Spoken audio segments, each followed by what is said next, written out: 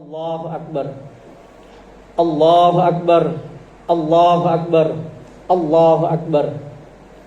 Allahu Akbar. Allahu Akbar. Allahu Akbar. Walillahil hamd.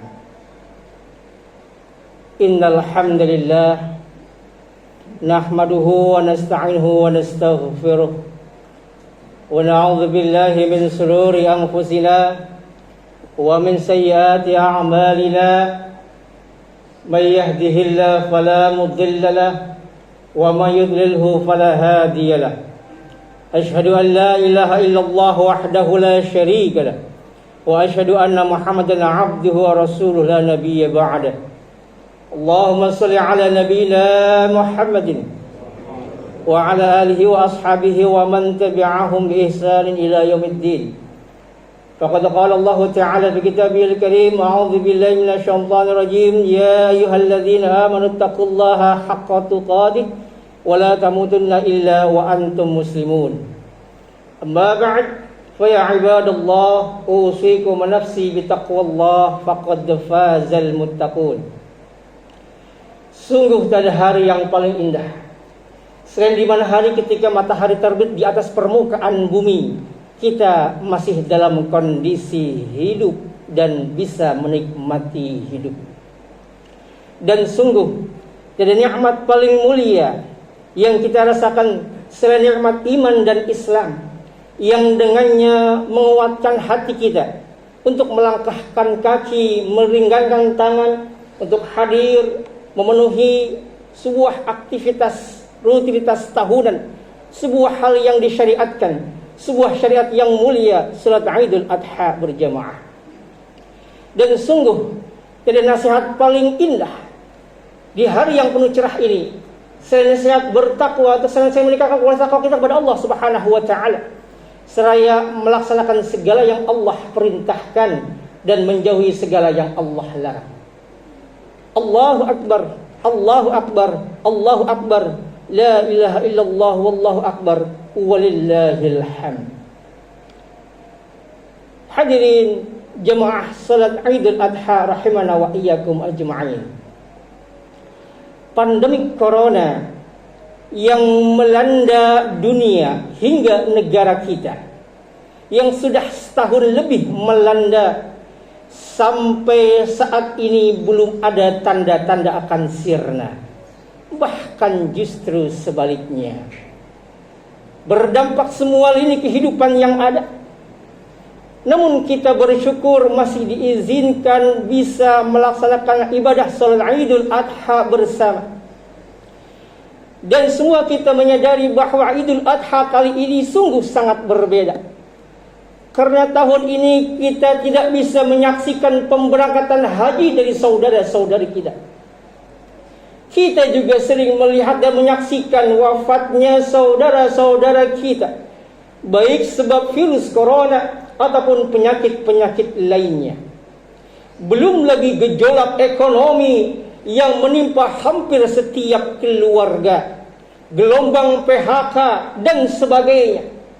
Berbagai kesulitan hidup yang menyapa, hendaknya menyadarkan kita bahwa kehidupan di dunia adalah kehidupan yang penuh dengan ujian.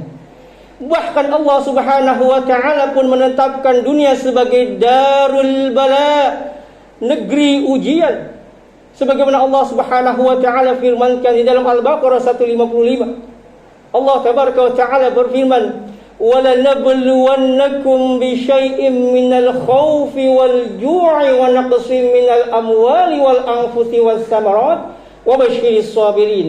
Dan sungguh kami akan menguji kalian wahai manusia dari sebagian rasa takut, rasa kelaparan, kehilangan jiwa, harta, buah-buahan, dan berilah kabar gembira kepada orang-orang yang sabar.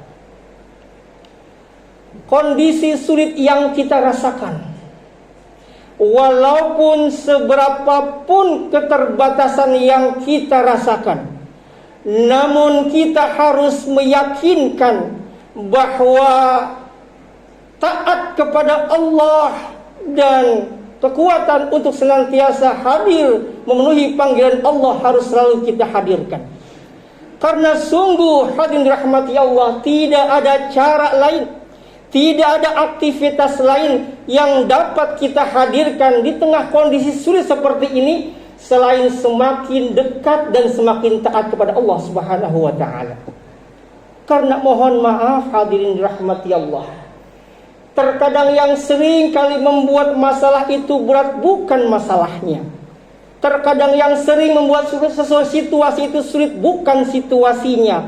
Yang sering kali membuat masalah berat, situasi itu sulit karena kita dalam menghadapinya tidak menyertakan Allah di dalamnya. Kita terlalu pede dengan kemampuan kita. Kita terlalu yakin dengan kapasitas kita. Padahal demi Allah, la haula wala quwwata illa billah. Tiada daya kekuatan hanya melainkan pertolongan Allah Subhanahu wa taala semata. Allahu akbar, Allahu akbar, Allahu akbar walillahil hamd. Hadirin sidang salat Idul Adha rahimana wa iyyakum ajma'in. Kalau ada di antara kita yang ditimpakan ujian oleh Allah dan merasa bahwa ujian yang ditimpakan kepadanya adalah merupakan ujian yang paling berat dan tidak ada yang merasakan keberatan selain dirinya, ketahuilah rahmati Allah bahwa ujian yang ditimpakan kepada kita belum seberapa dibanding ujian yang ditimpakan kepada para nabi Allah dan rasulnya alaihi wassalatu wassalam. Hadirin rahimana wa iyyakum ajma'in. Hal ini berdasarkan sabda Rasulullah sallallahu alaihi wasallam dalam hadis yang diriwayatkan oleh At-Tirmidzi. Beliau sallallahu alaihi wasallam bersabda, "Asyaddun nas bala'an al-anbiya tsummal amsal fal amsal." Manusia yang paling berat ujiannya adalah para nabi, lalu kemudian orang yang lebih dekat derajatnya dengan para nabi dan seterusnya. Hadirin rahmati Allah, dari sini kita bisa memahami bahwa ternyata ujian yang paling berat yang ditimpakan oleh manusia sejatinya adalah para nabi dan para rasul. Dari 124.000 nabi, 313 rasul, yang paling berat Allah timpakan ujian kepadanya adalah para nabi azmi, yaitu para nabi dan rasul yang Allah berikan keistimewaan berupa kedudukan yang sungguh sangat mulia di hadapan Allah Subhanahu wa taala sebab kesabaran dan ketabahan atas ujian yang ditimpakan kepadanya. Dalam hadis riwayat At-Tirmidzi Rasul bersabda, "Inna 'idzamal jaza ma'idhal bala." Sesungguhnya besarnya pahala, besarnya balasan yang diberikan segaris lurus dengan besarnya ujian yang diberikan. Hadirin jemaah salat Idul Adha rahimana wa iyyakum ajma'in. Idul Adha yang kita rayakan tidak bisa lepas dari seorang sosok yang dibanggakan oleh Allah, yaitu Nabiullah Ibrahim alaihissalam. Dan beliau adalah merupakan salah satu dari ulul azmi para nabi yang memiliki ketabahan yang begitu besar karena Allah berikan ujian kepadanya dan berhasil melewatinya. Nabiullah Ibrahim alaihissalam yang disematkan sebagai Abul Anbiya, bapaknya para nabi. Kenapa? Karena darinya terlahir betapa banyak nabi-nabi yang Allah utus kepada kaumnya. Beliau pun Allah pilih sebagai Khalil, kekasih. Dalam surah An-Nisa ayat 125 Allah berfirman, "Wattakhadallahu Ibrahim khalila." Allah menjadikan Ibrahim alaihissalam sebagai kekasihnya. Bukan hanya itu, Allah Subhanahu wa taala menjadikan Nabiullah Ibrahim alaihissalam bersama keluarganya alaihissalam sebagai uswatun hasanah, suri tauladan yang menjadi contoh bagi umat manusia. Sebagaimana Allah firmankan di surah Al-Mumtahanah ayat 4, "Sungguh telah ada dalam diri Ibrahim dan keluarganya, orang-orang bersamanya, suri tauladan yang baik bagi kalian. Qad kana lakum uswatun hasanatun fi Ibrahim walladzina ma'ah. Ini menunjukkan bahwa Allah Subhanahu wa taala memberikan keutamaan, keistimewaan, kemuliaan kepada Nabiullah Ibrahim alaihissalam. Namun yang harus kita ingat, Allah tidak sekonyong-konyong memberikan itu semua kepada beliau, kecuali melalui ujian demi ujian yang Allah timpakan kepadanya. Dan salah satu ujian yang Allah berikan adalah dengan mengorbankan putra kesayangan yang bertahun-tahun diidamkan, yang kemudian Allah Subhanahu wa taala menggantikan dengan syariat kurban yang telah ditetapkan. Hadirin sidang salat Idul Adha rahimana wa iyyakum ajma'in. Allahu akbar, Allahu akbar, Allahu akbar. Kurban adalah syariat. Di samping berbuah pahala berlipat, kurban juga sangat bermanfaat, terutama bagi kehidupan di tengah-tengah masyarakat. Bicara masalah kurban, ada beberapa hal yang perlu diperhatikan. Yang pertama, kurban adalah ibadah tahunan. Mungkin ada di antara kita yang beranggapan bahwa kurban adalah ibadah seumur hidup sekali.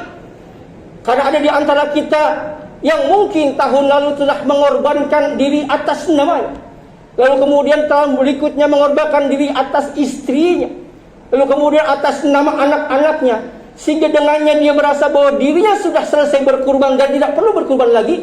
Ini anggapan yang keliru dan harus diluruskan. Kurban adalah ibadah tahunan. Apa dalilnya? Allah Subhanahu wa taala berfirman dalam surah Al-Kautsar.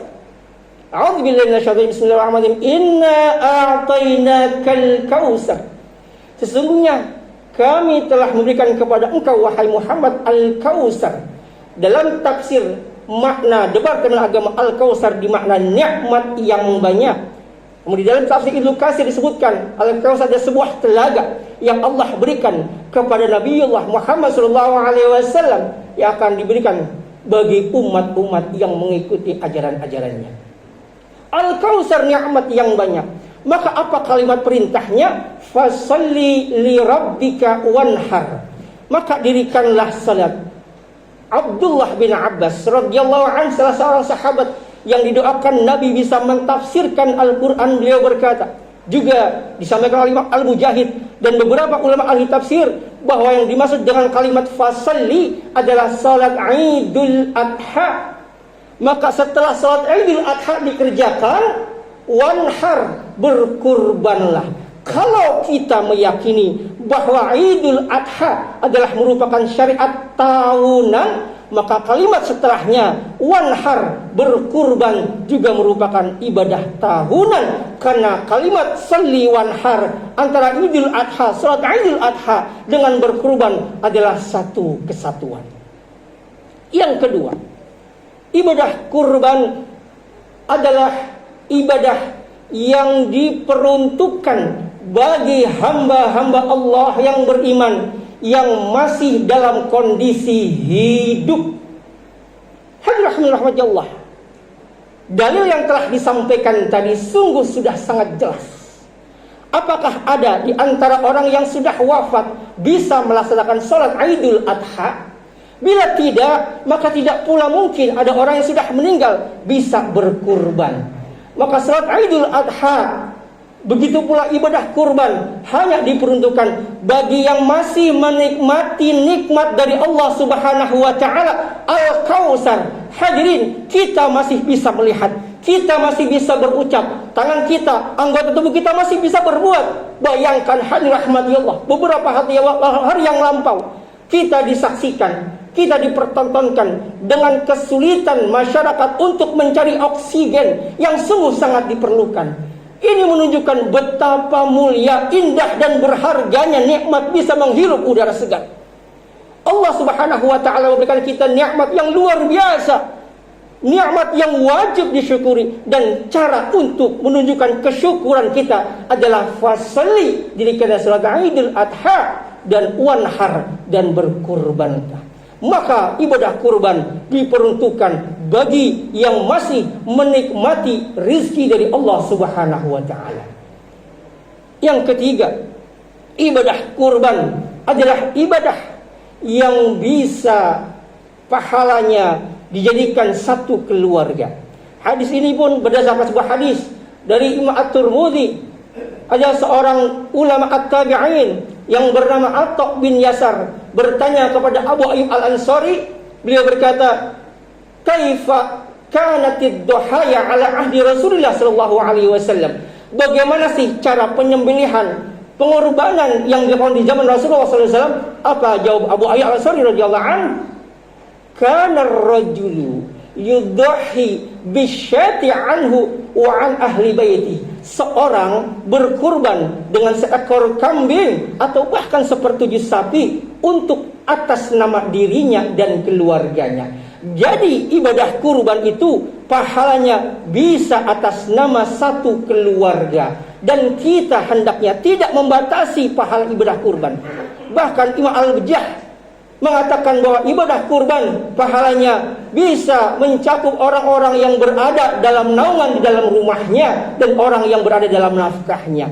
Jadi seyogyanya ibadah kurban itu satu kepala keluarga atas nama keluarga si fulan. Sebagaimana Nabi mencontohkan ketika Nabi menyembelih kurban, beliau berkata, "Allahumma taqabbal minni wa an ahli baiti." Ya Allah, terimalah kurban ini untukku, dariku, dan dari keluargaku. Dan yang terakhir, ibadah kurban bagi siapa di antara kita yang Allah berikan kelapangan sehingga bisa berkurban, hendaknya menjaga diri untuk tidak mencukur, memotong bulu atau kuku yang ada dalam tubuhnya hingga dikurbankan, hingga dipotong hewan kurban pada waktu pelaksanaannya. Sebagaimana hadis Imam Muslim, Rasulullah bersabda, "Idza ra'aitum awwala dzilhijjah wa arada ahadukum ayyudhiya falyumsik an sya'rihi wa asfari."